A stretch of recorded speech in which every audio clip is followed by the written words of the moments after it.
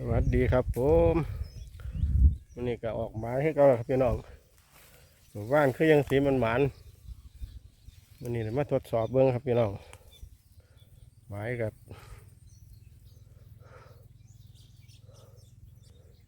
เป็นแบบนี้แหละครับหมาย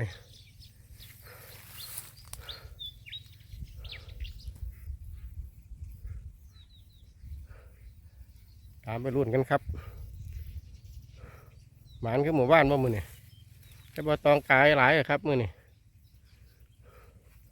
สิฟุกบ่ฟุกแค่นั้นเอง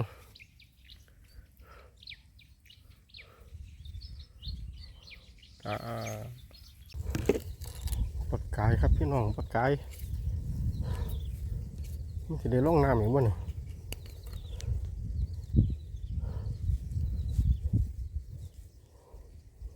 พันต่อละครับพี่น้องเอ้ยต้องกาย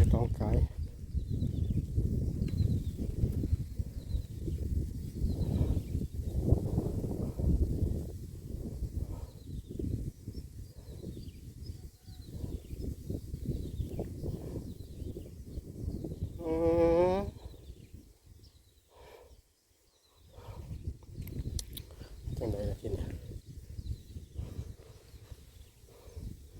ตุยน้ำ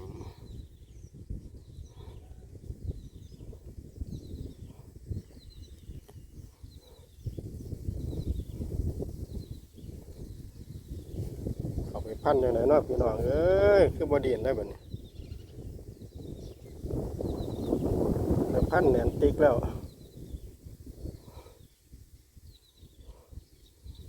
อยู่บ่อยู่ลงไปเบิ่งน้ำกันครับพี่น้องเลยตัวบ่ว่าบ่ดีนนะต้องใช้ไปพันแหนนเลยเนี่ย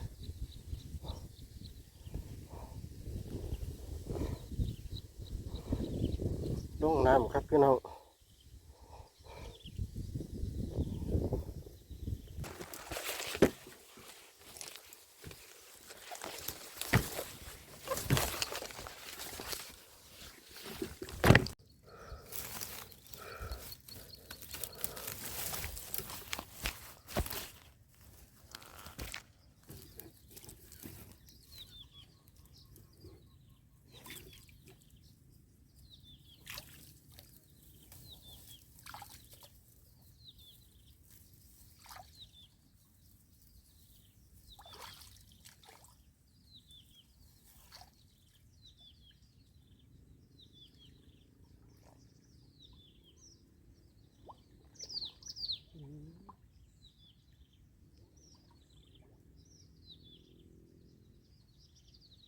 ไหนเนาะ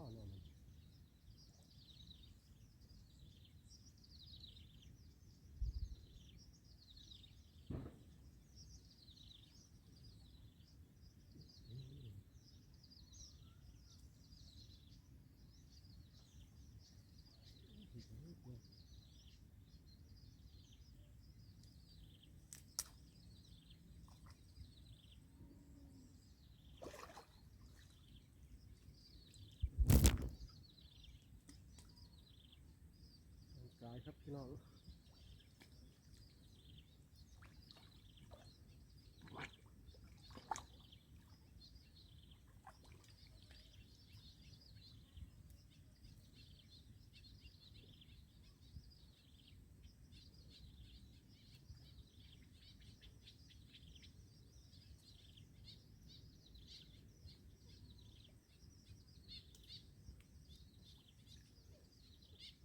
1 2 3 4 5 6 7 8 9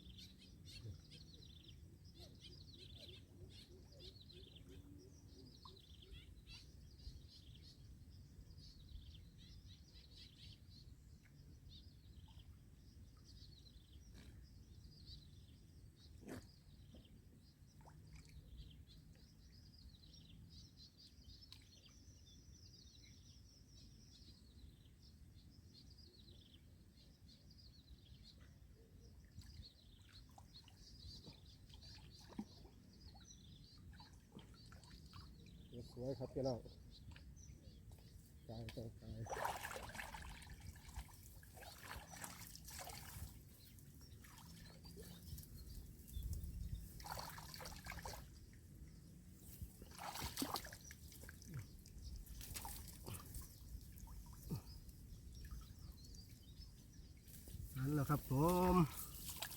อุ้ยน้ำ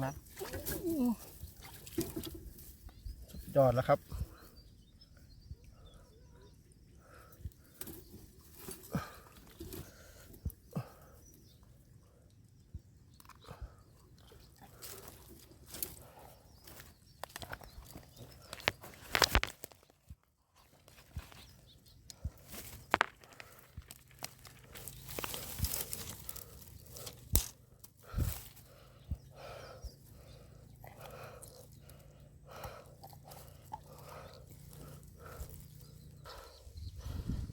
ตัวนี้8 จุดครับพี่น้อง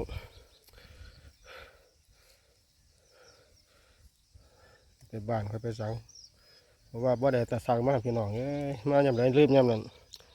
บ่ได้ออกงานโดนแล้ว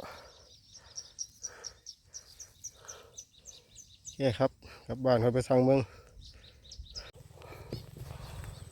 ต้องกายแล้วครับพี่น้องติดอีกแล้วแต้ม2ครับพี่น้องมื้อนี้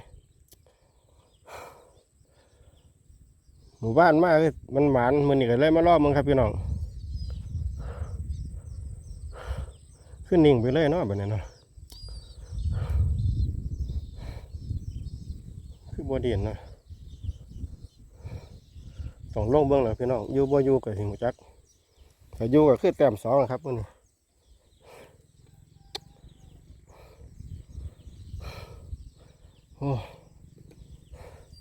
โอเคครับผม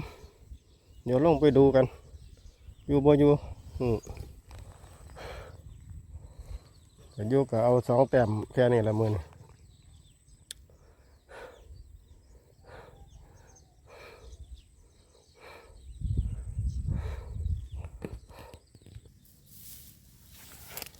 ได้เลยแล้วครับผม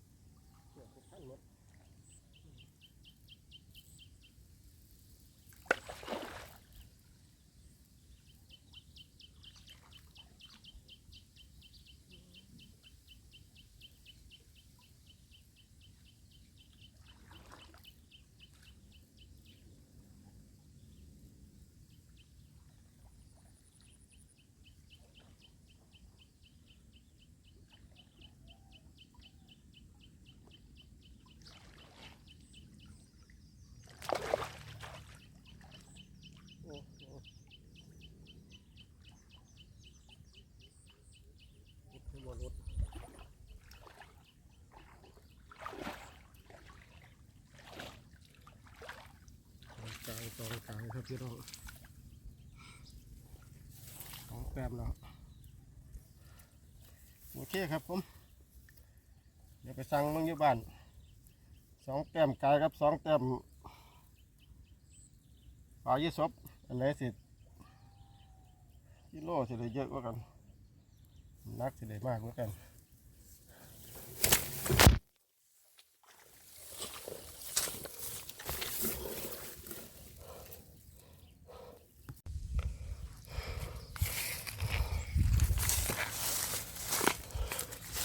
ต ตัวแรก8 จุดครับพี่น้องตัวนี้5 จุดได้2 แต้มครับโอเคครับผมถือว่าหมานแล้วมื้อนี้ได้เวลากลับบ้านนะครับผมฝนก็สิมาแล้วบ่แพ้หมู่บ้านนะครับพี่น้องโอเคครับผม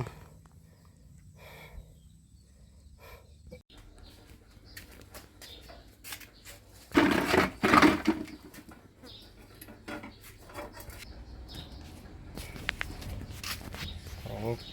แอมนี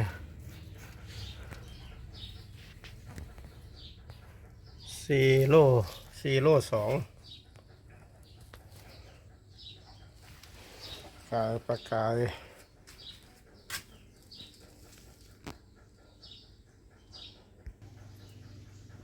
กำลังถ่าย